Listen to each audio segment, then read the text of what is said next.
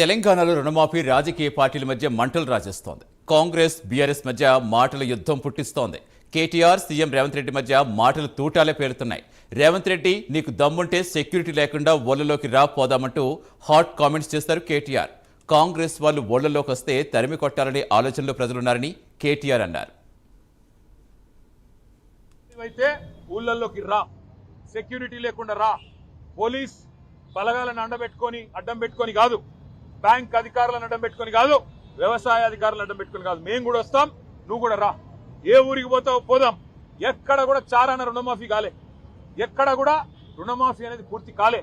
రైతులు ఇవాళ బగబగ మండుతా ఉన్నారు. ఎక్కడన్నా కాంగ్రెస్ ఊళ్ళలోకి వస్తే తరిమి కొట్టాలన్న ఆలోచనలో ఉన్నారు. అందుకే ముఖ్యమంత్రికి చెప్పేది, తప్పు పోలీసులది కాదు. పోలీసు వాళ్ళు ఏం చేస్తారు పాపం, ముఖ్యమంత్రి మంత్రులు అధికార గణం మీరేం చెప్తే అది చేయక తప్పదు.